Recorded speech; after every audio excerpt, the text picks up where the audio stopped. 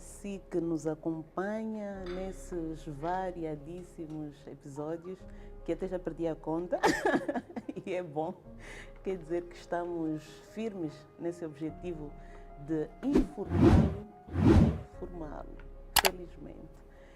Eu quero agradecer mais uma vez ao feedback positivo que recebemos diariamente.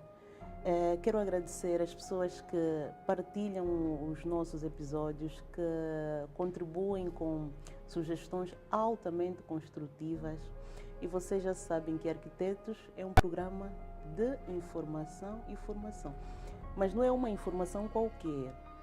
É, sobretudo, sobre criação de espaços. E nós abordamos desde urbanismo até as edificações, ou seja, vamos da macro escala para micro escala.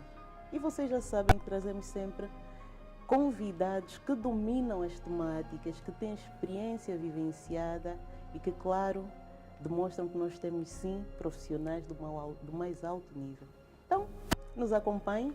Hoje, mais uma vez, vamos ter um convidado nota 1000. Nota 1000, seja bem-vindo. Dr. Pedro Evaristo é o nosso convidado e está aqui para termos uma conversa que eu, em particular, já reflito ao longo do tempo. Acho de extrema importância para um país que quer crescer, para um país que quer estar aí na vanguarda, entre os melhores a nível de urbanismo e comportamento humano. Então, doutor Evaristo, seja bem-vindo mais uma vez. Muito obrigado, arquiteta Jamila. Muito nos honra a sua presença. É um grande amigo meu também, felizmente. Ou seja, temos amigos muito bons, felizmente. Bem, para nós é um motivo de lisonja, não é? Termos sido convidados para participar neste podcast. Temos acompanhado os diferentes capítulos. Para mim, nunca é demais reiterar, já o fiz em outros momentos, mas é importante reiterar a nobreza desta iniciativa.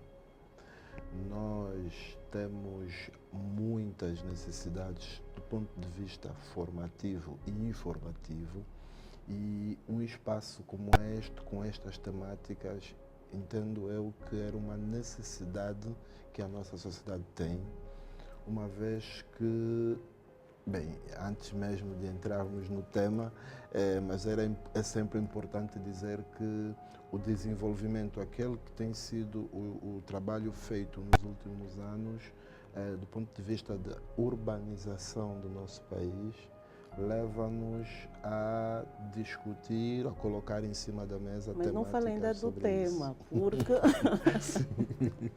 nós aqui no Arquitetos, mais do que questões técnicas, questões de formação, gostamos de que o nosso convidado fale de si, primeiro, daquela que é a sua experiência profissional, experiência de vida, as motivações que o levaram até onde chegou hoje, né?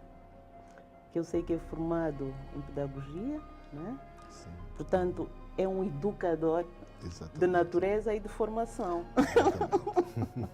Então, gostaríamos de ouvir esse percurso. O que é que lhe motivou aí para o setor da educação? Bem, olha, eu vou parar para o setor da educação, posso assim dizer, por necessidade. Eu começo a minha formação, digamos, média, não é? No PNIV, e agora até nem sequer consigo lembrar, mas não me adaptei muito bem. A primeira oferta que tive formativa foi no PNIV e não gostei muito, e porque naquela altura o perfil de saída de um estudante do PNIV era o ensino superior, e o ensino superior nos anos 90 era podemos dizer assim, era considerado quase como um luxo, que nem todos podiam. Então surgiu uma oportunidade para ir para um internato onde tinha a escola de formação de professores e decidi apostar. Disse, olha, vou tentar outra coisa. E esteve quanto tempo no internato? Fiquei 3 anos no internato. católico? Não. Por acaso, pertence a uma organização não governamental, não sei se posso dizer aqui o nome, a ADPP, na altura na província do Bengo, estado de Cachito, e eu saí de Luanda um bocado contrariando a família, porque nós estávamos em tempo de guerra.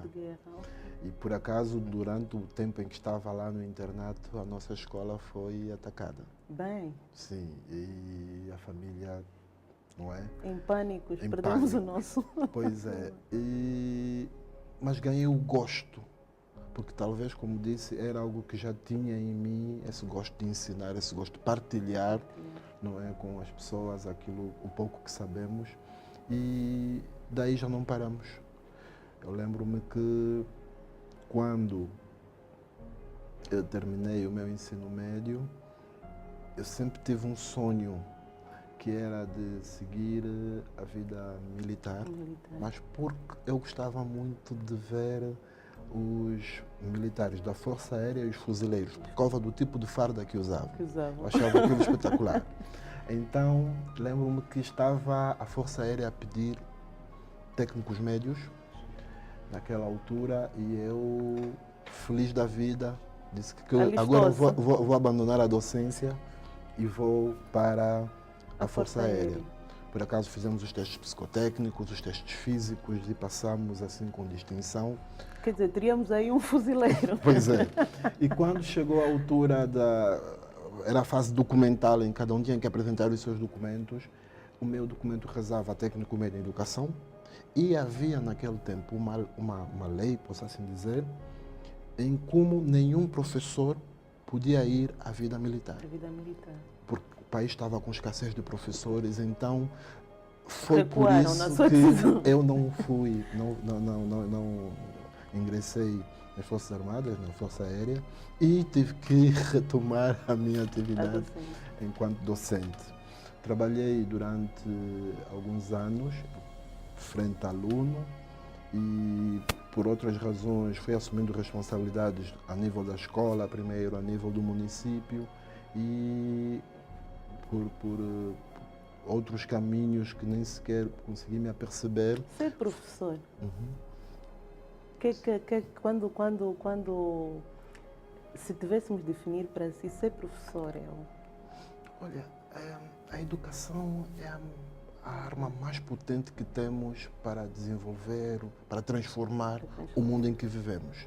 Logo, se a educação é essa arma, posso dizer mais poderosa, sim, posso dizer que o professor é aquele que está com a arma na mão, que garante esse desenvolvimento, que garante essa transformação da sociedade.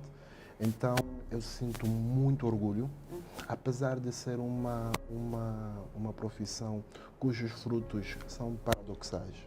Eu digo paradoxais por quê? Porque nós é que formamos todos os quadros da sociedade, mas nem sempre temos o reconhecimento desses mesmos quadros por aquilo que o professor faz. Mas que não seja por isso, não é por isso que deixamos de ser professores. E quem de nós não tem aquele professor especial que lhe marcou? Sim.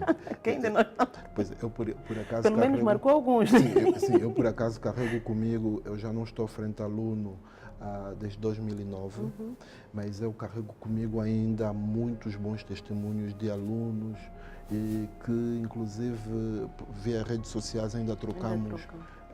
Nos últimos tempos tive uma experiência muito satisfatória em como alguém que foi meu aluno no ensino médio, hoje está a concluir o ensino superior e por conta daquilo que ele fala aos colegas na universidade, muitos colegas tiveram curiosidade em nos conhecer e ele propiciou esse momento só para mostrar aos colegas hoje de universidade este professor que Eu também partilho aqui a minha experiência pela docência, no caso da Metodista, fui docente na Metodista, já em 2011, 2012, 2013. É uma satisfação imensa às vezes quando um ex-aluno te encontra e você vê assim um senhor cheio de barba. A dizer, professor, assim no meio todo mundo fica, mas está falando de quem? Olha, é maravilhoso de facto essa profissão. Sim. Mas está feliz com o caminho que escolheu? Muito feliz. Muito feliz por conta mesmo desses poucos ou muitos testemunhos que a vida nos tem proporcionado, que é o fruto do nosso trabalho, da nossa dedicação. Vemos pessoas hoje formadas, muitos em lugar de destaque, e saber que passaram, não é, por nós, que nós colocamos ali um tijolinho na edificação daquele cidadão. Então, eu imagino, os nossos espectadores devem estar a perguntar, mas o que é que faz um professor, um educador, exatamente, num programa de arquitetos, de arquitetura, construção civil? Epa, tem tudo a ver, porque nós hoje trazemos um tema que para mim é a base para nós falarmos de urbanismo, transformação do território, que é a urbanidade. E nós escolhemos propositadamente digamos, uma metáfora, uma simbologia que é para além do asfalto. Quando falamos para além do asfalto, o que é que... E relacionando o tema, né, da urbanidade, o que é que lhe veio à mente quando ele disse, olha, doutor Evaristo, temos que tratar sobre esse tema? Pois é, olha, por acaso eu, num primeiro momento, achei que havia algum erro, não é? Porque eu, não é, para falar sobre isso, mas foi muito fácil depois perceber que, e é uma preocupação muito interessante que vocês demonstram aqui, que é o facto de que o urbanismo garante essa transformação do meio social, do meio geográfico, com edificações, com equipamentos, e tem no seu cerne o homem. E para além de todos aquele equipamento, tem ali o homem que deve fazer uso, não é, e cuidar desses equipamentos. E principalmente o urbanismo proporciona-nos, não é, condições que de uma forma ou de outra acabam por congregar muita gente no mesmo sítio. Daí não é aquilo que é o oposto, não é, que nas zonas rurais, por exemplo, nos centros não urbanos, nem sempre temos esses conglomerados populacionais. Há necessidade de pensarmos, para além do asfalto, que é a principal característica do urbanismo, pensarmos também no homem. Que tipo de comportamento, que tipo de posicionamento esse homem deve ter, para esse cidadão deve ter, não é? Aqui a palavra homem pode ficar com uma acepção de gênero, não é, não muito completa, mas esse cidadão deve ter, para que estas edificações, esta urbanização que vai acontecendo, no caso concreto do nosso país, um pouco por todo o lado, tenha alguma sustentabilidade. Então, para mim, foi um choque inicial, mas depois acabei por compreender que é preciso esse olhar para além do asfalto. Então já estamos a ver que a urbanidade diz respeito a comportamentos, né? No meio urbano. E esses comportamentos, sem dúvida, são dotados de valores e com uma base ligada ao civismo. Né? Ao civismo. E eu, particularmente, refleti muito nesse tema, por conta de muito que vou vendo, como enquanto arquiteta, né? De comportamentos em meios urbanos. E eu costumo dizer que ninguém nasce sabendo. Nem sempre as pessoas têm aquele comportamento porque por maldade. Sim. Às vezes é por desconhecimento. Falta de conhecimento. Eu estou a dar um exemplo. Em tempos estava no edifício, estávamos no elevador, o edifício novo, com características modernas. E, aliás, nós estamos a ver a nível do país aí um conjunto de edificações muito modernas do ponto de vista tecnológico, edificação, mas que depois, face àquilo que são os nossos hábitos, de um modo geral, desconhecemos como usá-los.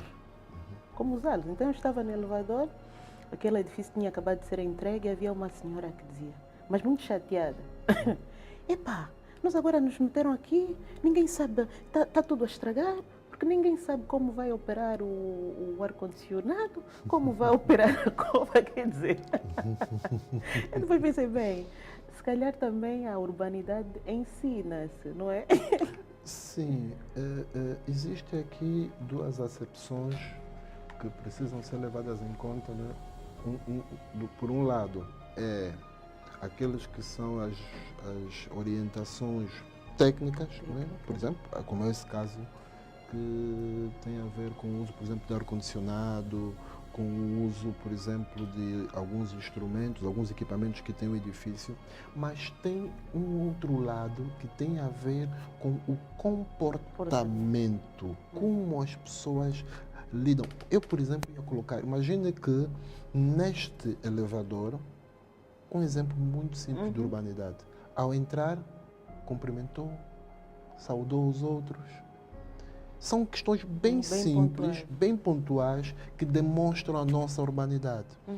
É muito fácil nós conseguirmos ultrapassar essa questão que colocou. Vem um técnico, que é técnica, vem um técnico e vai instruir as pessoas como usar, como ligar o ar-condicionado, mas é uma questão de base, por exemplo, certos comportamentos, respeitar. Imagine, por exemplo, eu chego no elevador a falar ao telefone, muito alto, conversas e tem outras pessoas ali, conversas que só me dizem respeito, mas acabo por incomodar os demais, saindo do meio institucional, indo para os edifícios, não é, digamos, habitacionais. Né? Imagine que há situações em que a gente entra para o elevador e tem pessoas ali a carregarem coisas, bidões d'água, material pesado, produtos a pingarem ali e a mancharem tudo aquilo, a colocarem cheiros nauseabundos num bem comum. Tudo isso remete-nos à urbanidade, a comportamentos cívicos. Aliás, está a falar disso da habitação, fez-me lembrar quando eu lhe fiz o convite para abordarmos o tema, o exemplo que deu da sua vizinha. Né? Ou seja, eu acho que aqui fica subjacente que a urbanidade tem muito com respeitarmos o espaço também do outro. Exatamente. Né? Ou seja, a questão da liberdade.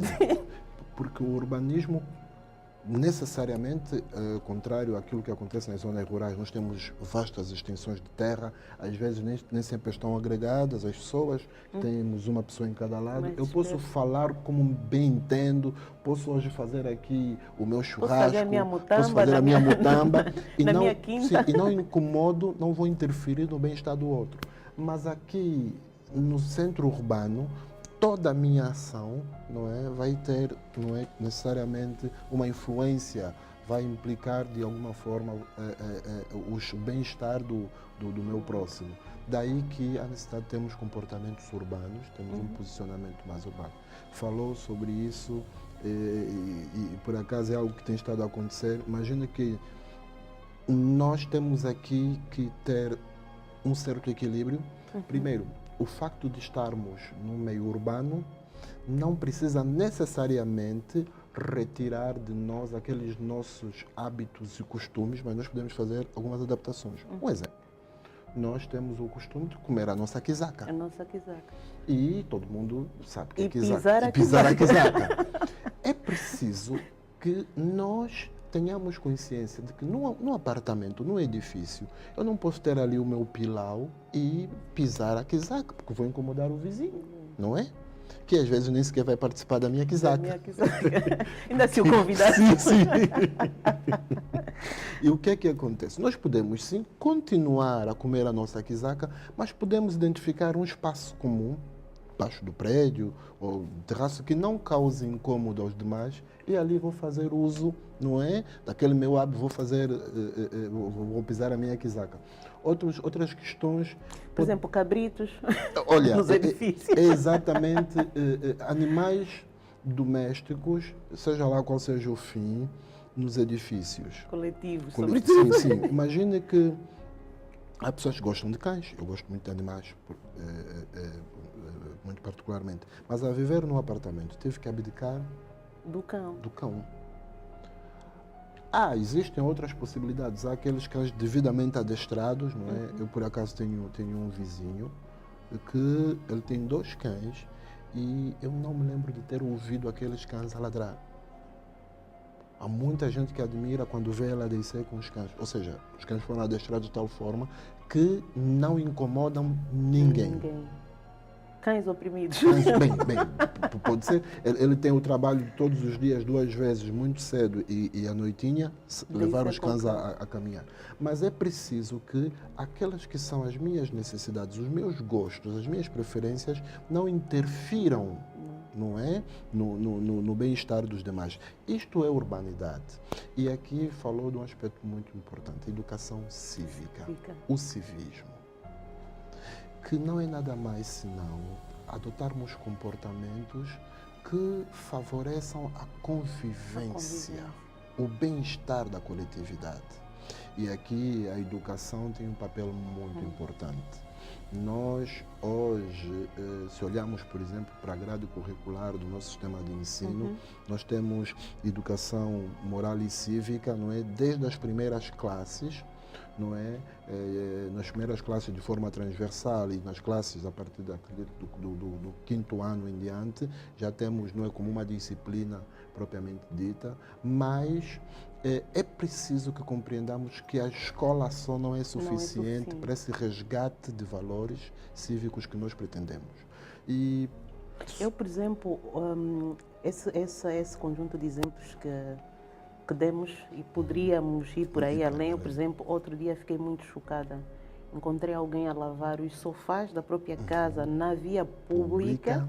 Quer dizer, a pessoa tirou os sofás de casa, colocou no passeio público e lavou os sofás ali.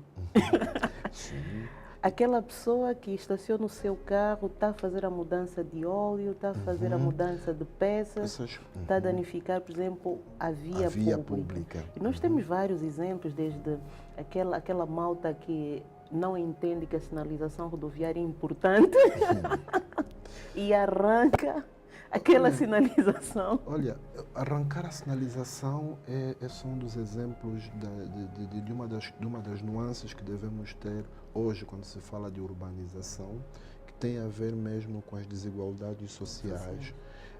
Hoje há um grande movimento que se tem levantado a nível de Luanda, que numa primeira perspectiva a abordagem pode ser positiva, que é o movimento da reciclagem de resíduos, mas é preciso que essas empresas, por exemplo, falo aqui no caso concreto que reciclam metais, que façam uma avaliação, porque em muitos casos elas compram, porque só se arranca, não é? Porque alguém vai comprar, e é importante responsabilizar também esses que compram. Houve um caso, eu por acaso não vivenciei, parece até ser uma anedota, que há um cidadão que ele foi retirar, são bueiros, não é que se chama? Aquelas tampas, as tampas de esgoto, e por acaso numa centralidade, e foi vender. E os lucros das vendas, ele partilhou com familiares, que foram beber. Depois caiu uma chuva, e eles tinham que sair de um lado para o outro da centralidade, porque eles viam na parte de trás, e parece que foi um karma que esse familiar, ao tentar atravessar a via que estava encharcada, entrou no poço, né? Os outros que sabiam que foram eles, não é? Depois acabaram, aquilo gerou aí uma certa comoção e uma reflexão, ou seja, aprenderam sobre a importância daquele bem comum da pior maneira. Mas a minha grande preocupação é que empresa de reciclagem, chama agora a empresa de pesos e por aí afora, é que aceita comprar, não é, uma tampa, aquelas sabendo que aquilo é um bem público. É a mesma coisa como comprar um telemóvel. Muitas das vezes a gente está na rua e aparecem esses jovens a venderem um telemóvel que às vezes... Duvidoso. Não é bem que o aparelho seja duvidoso, é o preço. O preço duvidoso. Remete-nos automaticamente à ideia de que foi roubado, ou foi adquirido de forma não lícita. Quem compra está a incentivar. Ou seja, está a ter também um comportamento pouco urbano, porque acaba por incentivar uma prática que ele pode vir a ser vítima. Então nós podemos dizer aqui que a urbanidade também visa preservar o bem público, o bem coletivo, para o benefício de todos. E daí, para mim, eu acedi a esse convite e disse no princípio que me sinto muito lisonjeado, porque acho que é uma temática de grande importância hoje no nosso país. Há um investimento que foi feito, tanto público como privado, na construção de urbanidades, a criação de espaços, não é, para o bem comum, e temos que garantir a sua manutenção. Eu, por exemplo, há uma outra situação que há dias fiquei assim a refletir, mas que é isto? Houve um culto religioso num dado espaço e após aquele culto, todo aquele espaço público, espaço ficou cheio de lixo. E ninguém se deu o trabalho de fazer a devida recolha, pelo menos o grupo que esteve ali reunido, nada contra os cultos religiosos, mas sim essa visão de que essa questão da humanidade deve começar, é transversal a todos. Mas existem grupos sociais que eu particularmente atribuo responsabilidades acrescidas. E aqui falou, por exemplo, das igrejas. Eu acho que do ponto de vista de comportamentos, porque a urbanidade também em relação ao ambiente, não é muito importante. Eu acho que aqui a igreja tem um papel muito importante, até porque a igreja pregou que existe um Deus que criou esse mundo e que ama esse Deus, então deve amar a criação desse Deus.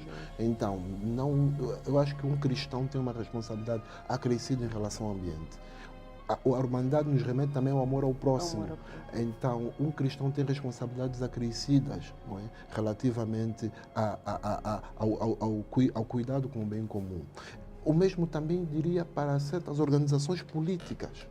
Que às vezes fazem os eventos. Que às vezes fazem os eventos, e os membros dessa organização política também têm responsabilidades acrescidas. Não é? Porque nós todos sabemos que se eu usar mal um bem público, o Estado vai ter que redobrar os esforços para substituir, em vez de investir aqueles recursos. No final de contas, os recursos saem mesmo do nosso bolso do cidadão. Exatamente. Ou seja, é um sistema. Um sistema. E até nós compreendemos isso. É importante aqui fazer uma análise também do ponto de vista histórico, político, que o nosso país teve, porque há aquele antigo ditame dos nossos livros que dizia: a escola é do povo. Mas não era numa perspectiva do povo cuidar, mas era numa perspectiva de que é o Estado que coloca a escola e a responsabilidade é toda do Estado e o povo só usufrui. Hoje precisamos reverter isso, mantendo a mesma frase. A escola é do povo, mas é responsabilidade do povo manter essa escola. Falando de escola, podemos falar de hospitais. Olha, nessa perspectiva de escola, eu fiquei extremamente chocada. Essas questões de falta de urbanidade chocam-me imenso, imenso. E nós temos muito trabalho a ser feito a nível do nosso país sobre isso. E eu não estamos aqui a querer culpar, mas é oportunidades para mudar esse quadro. Eu trabalhei na centralidade do Sequel, especificamente. E na altura todo o processo de equipar as escolas do Sequel, aquilo deu-nos muito trabalho, mobilar, entregamos à escola, à gestão. Depois de uns anos, eu tinha lá uma filha a estudar, fui visitar a escola. Fiquei indignada com o que eu encontrei. Quadros arrancados, portas danificadas, carteiras partidas. E na altura, tomei a liberdade de conversar com o diretor da escola. Mas diretor, o que se passa? Então, construiu-se este bem, mas a escola estava mesmo maltratada.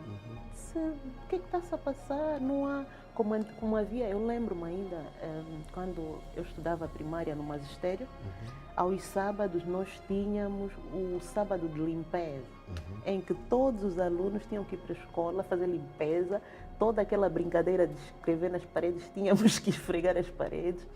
Eu lembro-me até aquelas árvores maravilhosas, o magistério da Vila Alice. Tem aquelas árvores enormes, nós plantamos aquelas árvores e sempre que eu passo naquela escola eu digo, já plantei aqui árvores. Quer dizer, havia toda essa educação para o cuidado. E o diretor na altura disse, olha, nós temos aqui um trabalho muito grande com os próprios alunos que às vezes têm comportamentos de vandalismo mesmo. E o paradoxo é que isso se passou numa escola. Bem, eu há pouco, quando falava de grupos sociais com responsabilidades acrescidas, gostava de acrescer aqui os professores. é importante. Falamos do cristão, falamos dos membros de organizações políticas e por aí afora. É importante trazer aqui os professores enquanto referências morais e cívicas na comunidade. Às vezes, é com muita tristeza que nós testemunhamos o professor e o aluno a conversarem sentados no tampo da carteira. Pode parecer algo muito simples, mas é ali, não é, que nós podemos ter uma visão de às quantas andamos. Essa questão do vandalismo das instituições públicas, das nossas escolas, no caso concreto, é algo que, de facto, tem sido uma realidade muito frequente em muitas localidades. Em alguns casos não são os alunos, em alguns casos é a própria comunidade. Muito recentemente testemunhamos nos órgãos de comunicação social uma espécie de blitz, não é? Que os órgãos de defesa e segurança fizeram numa província, foi quando Cubango, em que foram à comunidade e resgataram inúmeras carteiras e equipamento imobiliário da escola que estava, não é, na comunidade. Eles entendem que aquilo é um bem do povo e eles podem ir lá retirar as carteiras e levar para as suas casas para dar funerais, para funerais. Ou seja, dão outros usos ao bem comum, não é, e entendem como um comportamento urbano, o que não é. É aqui importante olhar também, por exemplo, para o nosso trânsito. Eu tive a oportunidade de conhecer alguém que dizia que se queres avaliar a urbanidade de uma certa sociedade ou comunidade, olhe o trânsito. As quantas, tudo bem, nós temos algumas dificuldades, né? Não temos as estradas que nós gostaríamos que nós merecemos. Nós merecemos, sim. Mas, de qualquer das formas, há comportamentos de alguns automobilistas pouco urbanos, que acabam por colocar em causa o bem de toda uma coletividade, não é? Porque bem entende parar num determinado sítio, falou agora de estacionamentos, não é? Locais impróprios. No entanto, é importante levar aqui uma outra face, não é, da questão. Às vezes, nem sempre a urbanização é urbana. Olha, eu tinha aqui já essa nota.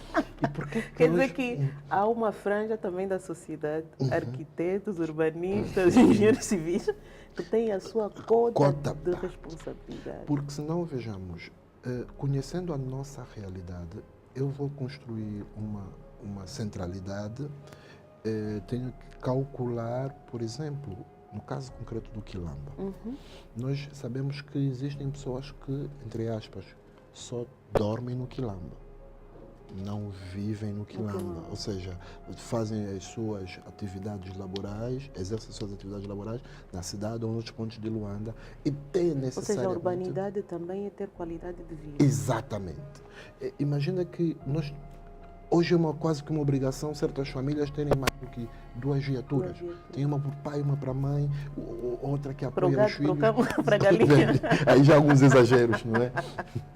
Para aqueles que podem, sim. Mas o que dizer, por exemplo, quando edificamos, não é, certos equipamentos e não acautelamos isso.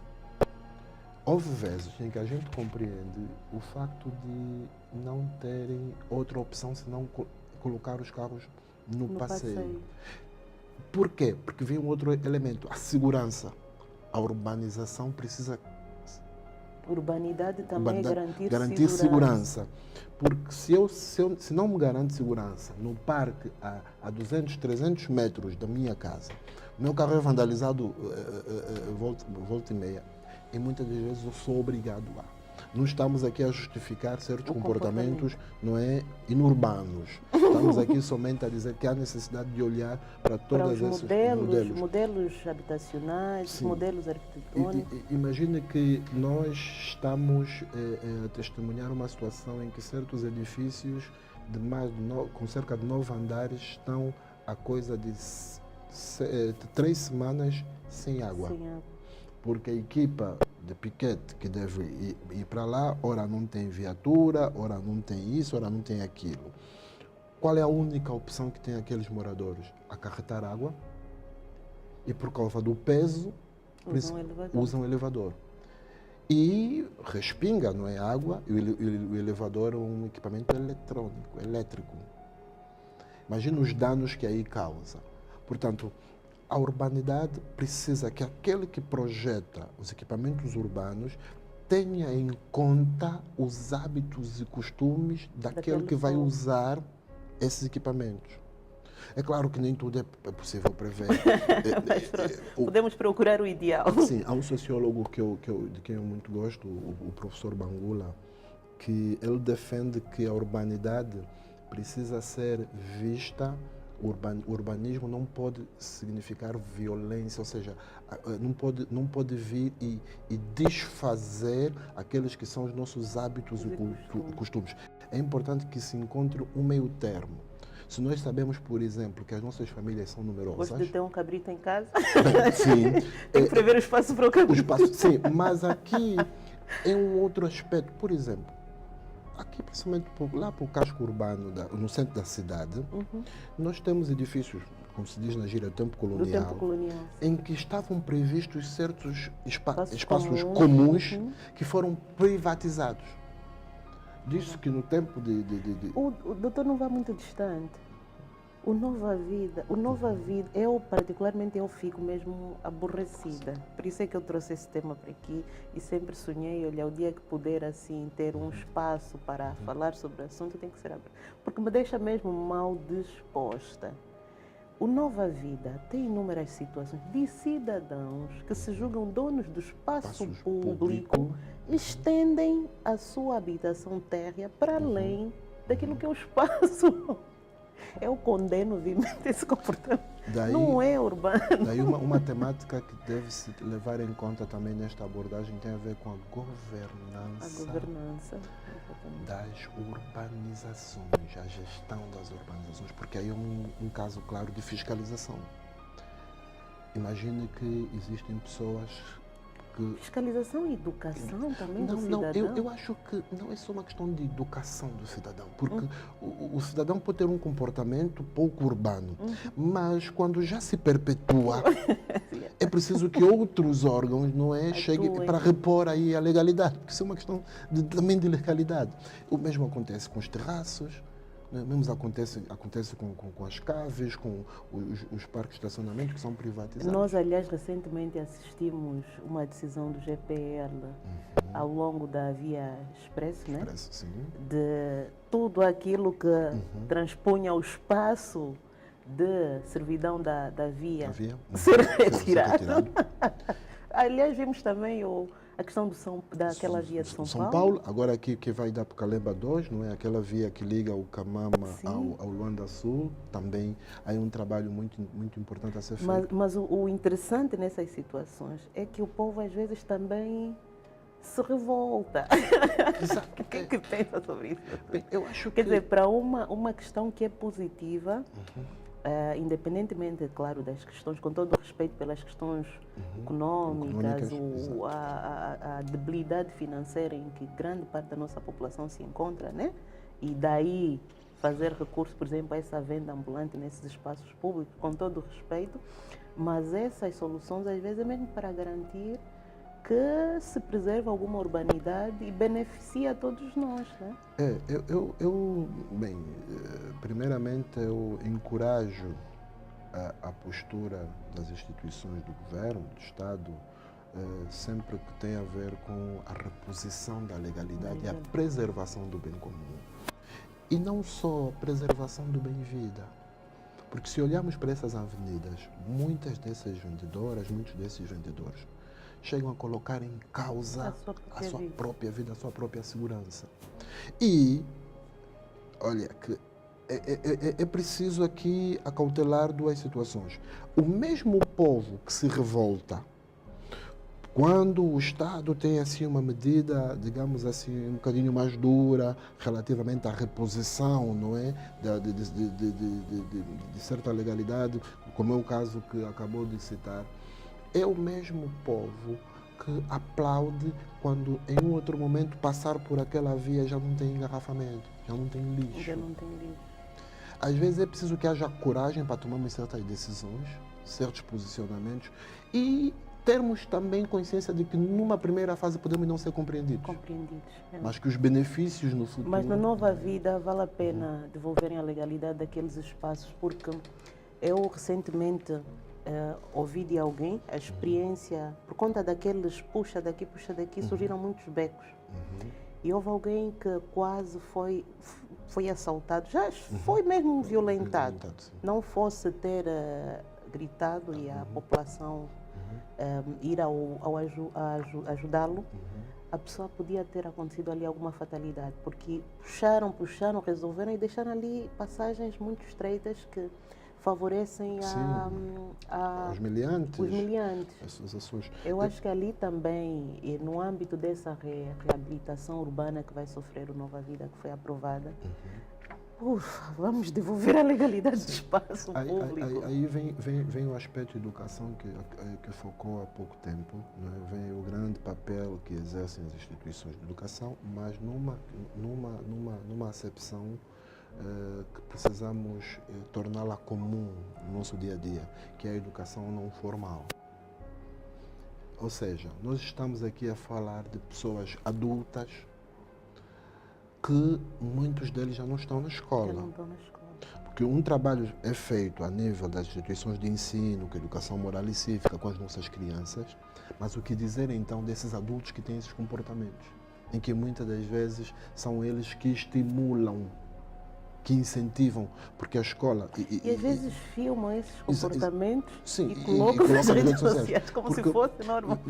Veja como é que nós estamos aqui a nível da nossa sociedade, em alguns casos, a viver alguns dilemas. Por exemplo, vamos dar um exemplo de educação ambiental. Nos nossos currículos, nos nossos conteúdos, nós falamos, por exemplo, sobre a separação dos resíduos nas nossas casas em função da sua tipologia. As crianças já aprendem, tem aquele contentorzinho amarelo, tem um verde, por aí afora, para eles utilizarem. Mas o que acontece quando o menino sai da escola e vai para a comunidade? Casa. Comunidade e a casa mesmo. Ele não encontra. O mesmo falar sobre certos valores, como honestidade, como respeito mútuo, como tolerância. Se o menino, depois de ouvir tudo aquilo do pai, do professor, quando o pai está a levá-lo para casa, mesmo no trânsito, se o carro de frente parar por alguns segundos, mesmo até porque está a dar prioridade a um peão, o pai não tem calma e começa logo aí aos palavrões. Se o filho assiste o pai, como se diz na gíria, a dar as baias, a não respeitar a ordem, a fila, automaticamente estamos a desincentivar todos os conhecimentos que ele adquire na escola. Isso vai de encontro àquela pirâmide da aprendizagem, né? Da forma como aprendemos. Exatamente. Do ouvido, ver. Exato. Daí que é importante olharmos para essas abordagens que nos remetem à educação não formal. E aí vem o papel de outras instituições que não são necessariamente a escola. Por exemplo, as comissões de moradores. Nesses casos, já não é possível usar os conteúdos, os programas da escola convencional, formal, ali, por exemplo, nos nossos condomínios, mas podemos criar programas de educação cívica mesmo ali e podem estar a dinamizar essas sessões as próprias comissões de moradores.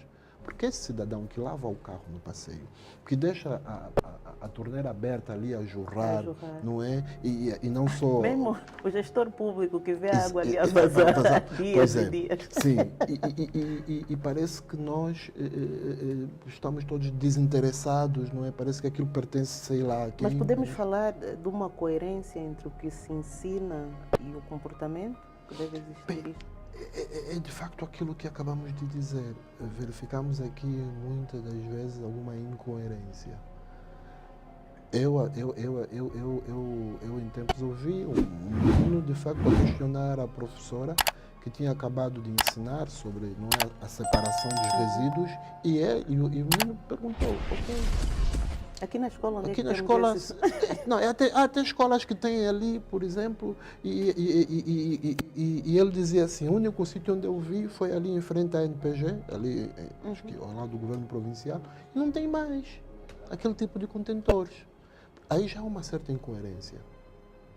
Há também uma certa incoerência quando o professor em sala de aula ensina determinada coisa e às vezes estamos a assistir situações tristes em que o próprio professor está a urinar na via pública.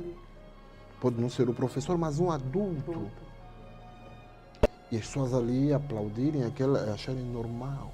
Não é? As pessoas a beberem, não é? O refrigerante, uma bebida alcoólica, a jogar o lixo no chão. Então, todos esses comportamentos inorbanos acabam por tornar incoerente um esforço que é feito em sala de aula.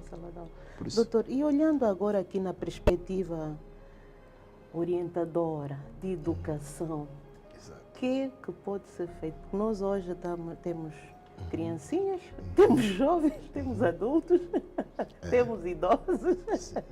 Ou seja, que perspectivas é que nós podemos traçar? E ali eu gostaria também que ouvir um bocadinho aquela sua experiência como educador de jovens e adultos, responsável por essa pasta. Pois é.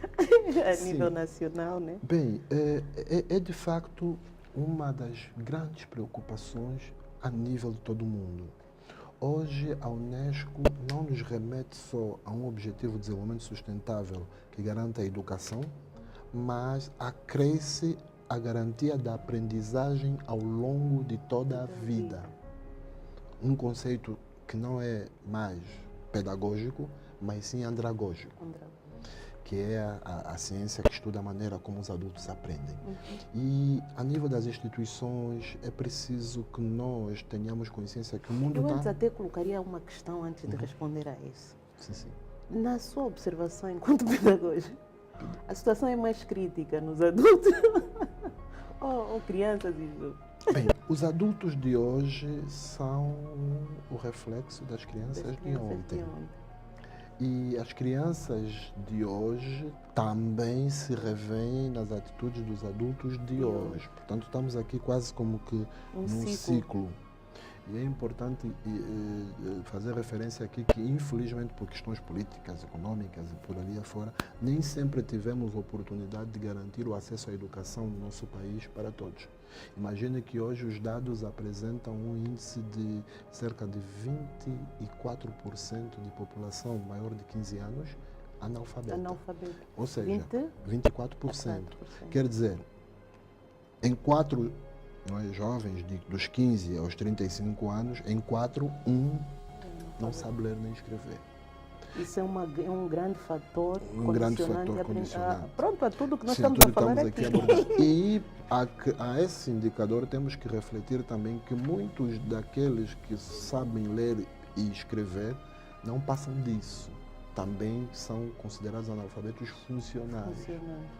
Daí que temos grandes responsabilidades. Só para aqui o nosso público, o que é um analfabeto funcional? Bem, o analfabeto... Às vezes sou e não sei. Não, com certeza não. Bem, não sei. E é um indicador muito importante. Há outros países, há outras realidades que não fazem esse levantamento de ano em ano. E nós temos como esse é o caso do levantamento, Brasil. quantos analfabetos funcionais? Infelizmente ainda não. Somente o analfabetismo absoluto. O que é um analfabeto funcional? É aquela pessoa que, sabendo ler e escrever o seu nome, não consegue interpretar um pequeno texto sobre a sua realidade. E há um caso do Brasil, em que o Brasil efetua testes para avaliar o índice de analfabetismo funcional em universidades. E agora não me lembro bem o ano, mas houve um ano em que o índice estava a 30%. Porque é muito simples, eu escrever um texto sobre, por exemplo, aqui a nossa sala, né, aqui o nosso instrumento, e que a pessoa interpreta aquele texto. Portanto, é um analfabeto funcional. O chamado sofre de entender. Pois é. Então, você sofre de entender. Tentar lhe explicar uma coisa, não entende. Imagine que há muitas situações em que nas nossas urbanidades há uma falta de entendimento das orientações, por exemplo, que estão aí escritas ou às vezes mesmo faladas, as pessoas não percebem. Muito recentemente construiu-se um shopping a nível da província de Luanda, acho que foi no Kikolo, e tem uma escada rolante.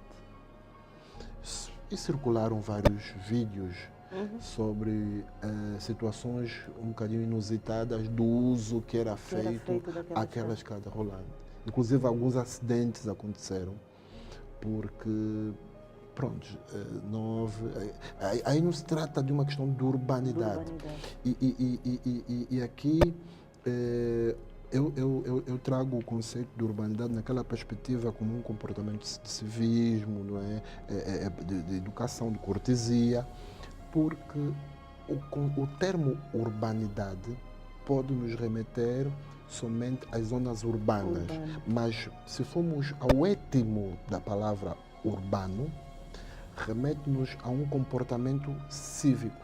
Há pessoas na zona rural que têm comportamentos cívicos, digamos assim, mais aceitáveis do que pessoas... nas zonas urbanas. Sim. Portanto, não é o simples facto de eu viver numa zona rural que posso ser considerado como uma pessoa com um comportamento não urbano. Não é? Não cívico, mas o facto é de não ter mesmo uma base, não é, moral, ética, que me remeta a um comportamento mais aceitável na sociedade. E aqui as questões de educação, as questões do analfabetismo, a questão da educação de adultos remete-nos a tomarmos um posicionamento junto dos diferentes equipamentos que são criados. Podem ser até do ponto de vista corporativo. Esse exemplo que deu sobre a instituição em que as pessoas não sabiam ligar, não é? É preciso que haja ali uma certa, não é, disposição de quem domina aqueles equipamentos para ensinar os funcionários. Às vezes pode não ser só o ar-condicionado, às vezes são computadores de última geração, como a gente se dedica a aprender como usar o novo telemóvel. Também. Aliás, eu até aqui refiro também os hospitais de ponta que têm estado a ser construídos, né, pelo país, mas e também, que muitas das vezes há essa dificuldade do equipamento e da tecnologia de se colocar lá, não termos aqui. Sim, mas também aqui uma questão que eu até considero uma questão de soberania, aí falo como linguista, que tem a ver com a legenda que é colocada em certos equipamentos. Também temos aqui a assumir que há casos em que o hospital foi equipado e está tudo em chinês. Quando está em inglês ainda, é muito fácil encontrar alguém. Aí também é falta de urbanidade daquele que esteve atrás, não é, da concessão desse projeto. Porque como vamos esperar que o cidadão perceba? Se já a língua portuguesa temos esses índices preocupantes, né, de domínio de literacia, de competência de literacia. Imagina agora se for numa língua estrangeira. Devia ser completamente proibido. Eu em tempos apercebi-me que é uma lei, acho que é o Ministério do Comércio que está por trás disso, já não pode entrar em Angola nenhum produto que não tenha, né, uma descrição dos ingredientes, da composição e data de validade. Ou seja, devia ser transversal à construção civil. Sim. Devia ser proibido. A equipa de fiscalização. Vamos deixar essa nota muito importante. As construções em Angola devem estar em português. Sinalética. Sim, e não só. Hoje guias de utilização. Tudo. Hoje eu não sei se eu inventei, mas acho que é um termo que eu uso muito. Se andamos pela nossa via expressa, nós vemos que há aí uma certa chinalização. Eu chamo aquilo uma chinalização. Porque temos de China um conjunto de placas, não é, com indicações num país de língua oficial portuguesa que estão em mandarim. Nada contra, não é? Mas eu acredito que o mínimo que deve-se obrigar é que esteja primeiro em português e depois na língua ou mandarim. Porque não acredito que numa outra realidade os nossos empresários seria permitido que assim o fizessem. Então, tudo isso também tem a ver com urbanidade. Doutor, e perspectivas de educação? Que traz também da sua experiência como coordenador da Direção Nacional de Jovens e Adultos. Educar jovens e adultos. Que experiência que devemos trazer daqui para essa questão da urbanidade? De uma forma geral, a primeira coisa que nós temos que garantir é que todos os nossos cidadãos tenham as competências mínimas para darem um novo rumo à sua vida. Eu digo aqui garantir que eles tenham a escolaridade mínima obrigatória, que é a 9ª classe. neste momento que nós temos estado a fazer, para além de massificar a oferta de alfabetização, temos que começar pela base, também estamos a garantir que todos aqueles jovens e adultos que não tenham concluído o primeiro ciclo do ensino secundário possam então concluir num tempo mais reduzido, pelo menos a escolaridade mínima obrigatória. Em todos os municípios do país já temos programas, já temos turmas a oferecerem para jovens e adultos, não é a possibilidade de aquele que tem a 6ª classe vai conseguir concluir a 9ª classe, não em 3 anos, mas em 2 anos, numa reengenharia curricular que é feita numa perspectiva andragógica. Então, este é o nosso grande objetivo. Tenho uma filha de coração, uma filha adotiva, que quando veio viver comigo aos 11 anos, passou por um Processo de aceleração. Certo. Sim. Pois Fez em 2 anos. 2 anos, pois até é. ou não. Pois é. E isso muitas das vezes é questionado. As pessoas questionam porque não percebem, mas a criança, por exemplo, em 3 anos, fazer a 7ª, 8ª e 9ª, nem sempre adquire as competências. Como é que vocês garantem que um adulto, em 2 anos, vai conseguir adquirir as mesmas competências? É exatamente onde está a diferença, por ser um adulto. Porque a acepção pedagógica é completamente diferente de uma acepção andragógica. Porque o adulto é automotivado. Ou seja, são 2 modelos de diferentes. O adulto é automotivado. Por exemplo, se nós chegarmos para um determinado, aqui vou trazer um pouco para a nossa temática, se nós vamos para um determinado edifício e paramos ali logo à entrada e vamos determinando somente aos moradores, olha, vocês têm que fazer isso, vocês não podem fazer isso, têm que fazer aquilo, ou seja, dar um conjunto de ordens e orientações. Temos poucas chances de obtermos sucesso. As crianças é que não questionam, as crianças pura e simplesmente de uma perspectiva pedagógica, bem, também certas crianças não. As crianças com as tecnologias. Sim. Mas o adulto precisa de compreender por quê. Ele vai adotar um novo comportamento quando entender que aquilo lhe beneficia. É aí que está a grande diferença. Um adulto, quando vai à escola, ele está a procurar exatamente melhorar a sua condição de vida. E os conteúdos que são ministrados a nível da educação de adultos são aqueles que preparam o cidadão para entrar no mercado de trabalho ou para enveredar para o autoemprego.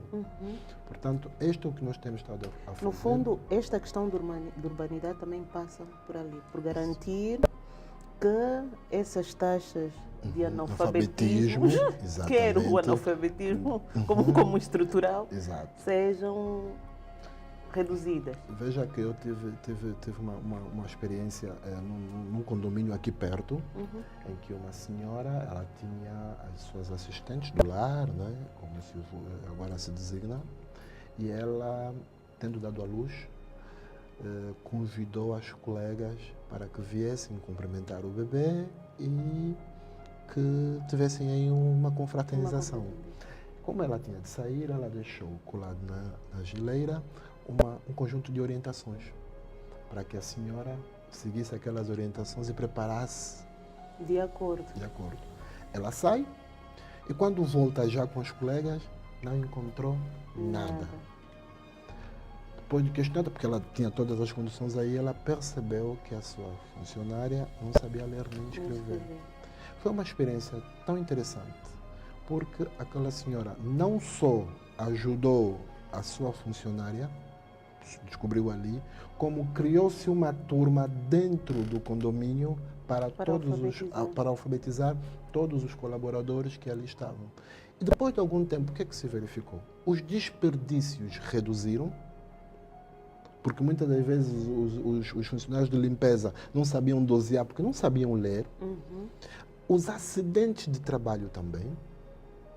E também já havia um novo posicionamento relativamente às orientações. Ele já sabia o que significavam os sinais, não é? De incêndio, os sinais para seguir à esquerda, à direita, onde é que está a mangueira, onde é que está o extintor.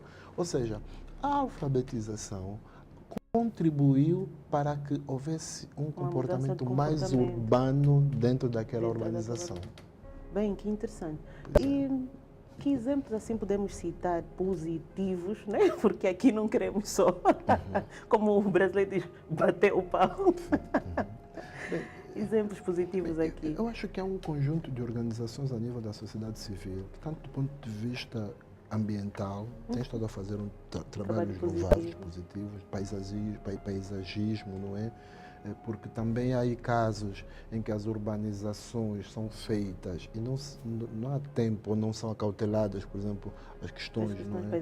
paisagísticas. O verde é muito importante. Hoje nós temos uma maior consciência sobre a nossa saúde e às vezes nem sequer se garantem espaços para exercícios, não é?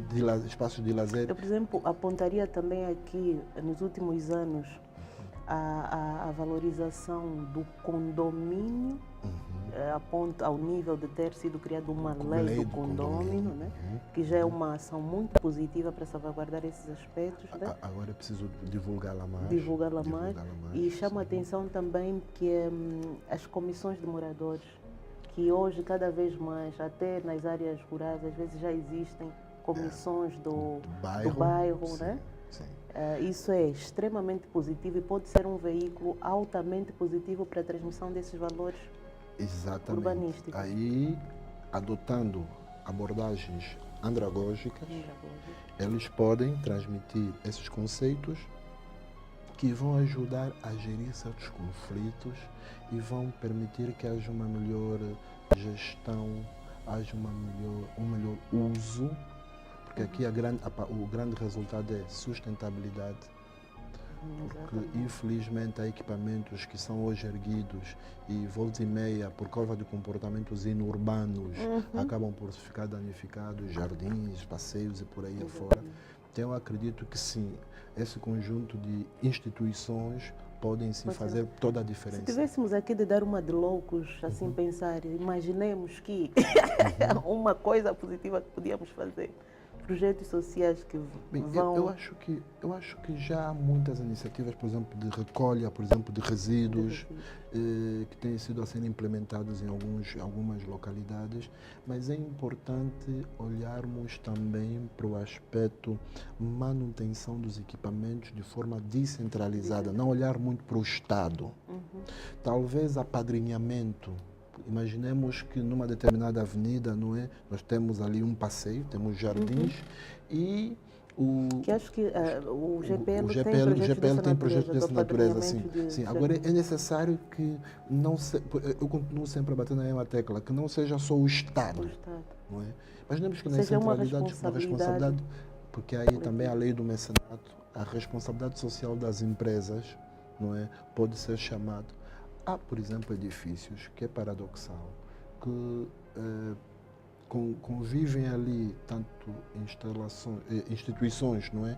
Privadas ou públicas, ou por aí fora, e habitações. Mas que tipo de benefício tem para aquele edifício o facto de ter ali um escritório, ter ali uma clínica, ter ali esse tipo de equipamentos? Há situações em que nós vemos, por exemplo, a questão da publicidade, marketing. O edifício é usado a sua fachada toda, não é? E às vezes só pintam mesmo aquela fachada. Em que tem interesse em colocar aí a sua marca. Há dias alguém mandou uma imagem do edifício, por exemplo, fez me lembrar, em que um morador pintou a nível da fachada, também não sei quem que aí a questão da fiscalização era importante. Pintou apenas a parte da fachada que dizia respeito à sua varanda. Então está o edifício todo maltratado e aquele bocadinho ali. Bem, aí também há muito que se lhe diga, porque talvez são aquelas situações em que os outros vizinhos, os outros moradores não colaboram. Há boas iniciativas, há muitas pessoas com boas iniciativas a nível dos edifícios, mas que não encontram resposta nos outros moradores. Os outros não querem fazer. Agora, por exemplo, nas igrejas, nós abordamos aquela situação, qual poderia ser o comportamento possível? Porque é bom mesmo frisar. Eu acho que, bem, aqui entrando um bocadinho relativamente à igreja, o pecado não pode ser só, porque as igrejas pautam-se por isso, não pode ser só visto numa perspectiva, digamos assim, em relação ao próximo, em relação à igreja, de forma direta, mas que possa ser também um comportamento inurbano, colocado nessa mesma perspectiva. Não é possível. Então a gente está a sair do culto, comer a nossa banana e atiramos. Estamos a sair do culto e temos garrafa d'água e estamos a urinar ali. E às vezes os líderes precisam de ter, chamar a razão. Há situações em que apercebem-se de certos comportamentos pouco cooperantes com aqueles que são os objetivos de certas instalações ou certos equipamentos que o Estado coloca à nossa disposição. E é preciso que a Igreja tenha esse papel mais atuante. E nas escolas, doutor, o que é que podíamos fazer? Bem, eu acho que a escola devia ser o modelo. E contou aqui uma situação em que a escola, infelizmente, é tudo menos uma referência. Mas a escola deve ser um modelo daquilo que é a manutenção do equipamento, a urbanidade entre os vários usuários daquelas instalações. Só que há aqui também um elemento que deve-se colocar em cima da mesa, que é a questão financeira, de recursos.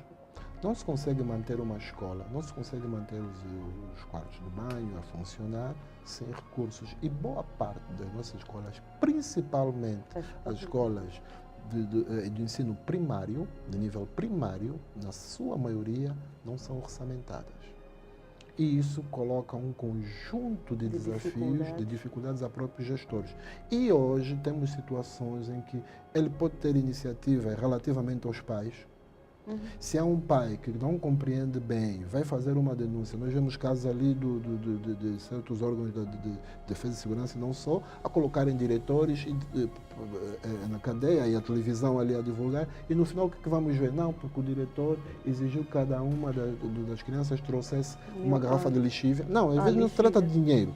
Lixívia é aquele que não trouxe, foi impedido e por conta disso o diretor vai preso.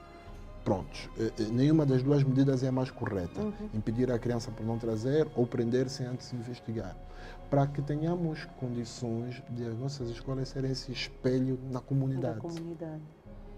Porque imagina, se a escola tem jardins, se a escola está limpa, se a escola está asseada, muito facilmente pode influenciar que a comunidade circundante possa também seguir esse exemplo. E eu deixaria aqui uma nota que para mim é o fundamental da convivência humana. A nossa liberdade termina onde começa do outro. E toda mudança começa internamente, individualmente. Exatamente. Porque se eu fizer não jogar o lixo, não vandalizar o bem público, com certeza isso será um comportamento depois de toda uma sociedade. Depois, claro, o Estado, com seu papel sempre de liderança da sociedade, as igrejas, as comissões, se cada um... Porque eu costumo sempre dizer que, e já me debati várias vezes com algumas pessoas, eu nunca desassocio as instituições das pessoas. As pessoas são as instituições. A questão formal não se sobrepõe a esse facto das instituições serem as pessoas. E nós temos um grande problema que é a falta de urbanidade nas instituições.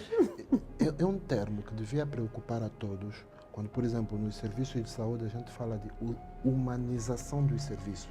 Estamos a falar de seres humanos que precisam ser humanizados para prestar Doutor, sabe que quando vim aqui para a nossa abordagem, eu estava a refletir sobre isso, que é na questão de que tudo se ensina, até ser humano se ensina. Porque se nós pegarmos num bebê e o colocarmos a crescer entre animais, ele vai adotar os comportamentos do animal. Pois é. Aliás, eu estou a debater em casa com o meu cachorro que acha que que é membro da família, sim, claro. Então, ou seja, ser humano também ensina. Mas ali vejamos o paradoxo. Nós estamos a falar de pessoas que passam por uma instituição de formação para exercerem aquele ofício, que é o ofício professor, o ofício de enfermeiro, por exemplo, mas depois de estar na instituição precisa ser humanizado. Sabe que em arquitetura também existe, né? Arquitetura humanizada. Humanizada, pois é. Bem, nós vamos vos deixar essas reflexões que são altamente importantes, pertinentes. Eu creio que nós já abordamos aqui vários aspectos, mas se me perguntassem qual dos episódios é o essencial, eu diria que começamos mesmo por aqui, pela educação. E como o nosso programa é sobre construção civil, urbanidade. Urbanidade. E podemos também aqui um dia falar sobre ruralidade, Ruralidade, se sim, existir. sim. Porque as nossas áreas rurais também merecem uma atenção especial. Devem ser pautadas por comportamentos também cívicos e morais, né? Porque, no fundo, a base de uma sociedade coesa, justa e equilibrada, a base é a educação. E aqui é importante essa nota por causa mesmo de questões que têm a ver com a redução das assimetrias. Hoje, Luanda está como está por conta desse êxodo rural massivo que acontece todos os dias, porque alega-se falta de oportunidades, falta de oferta de serviços sociais e não só a nível das nossas zonas rurais, e por isso Luanda está hoje a sofrer uma pressão demográfica muito grande.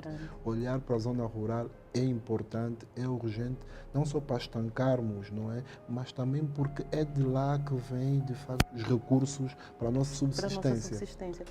Para mim fica aqui a dica de chamar aqui também alguém que nos possa abordar essa questão da valorização do meio rural. Muito obrigado, Dr. Evaristo. Como viu, passa no instante 1 hora. Pois é. Agradecer aqui a nossa produção, sempre atenta, sempre pronta para dar aqui o tratamento, a qualidade da imagem que nós precisamos. Eu vou deixar aqui no apelo que nós estamos abertos a patrocinadores, porque ainda há muito trabalho a ser feito nesse âmbito de formar e informar. E, claro, nós também queremos estender esse nosso trabalho às nossas comunidades. E sem os patrocinadores não é possível.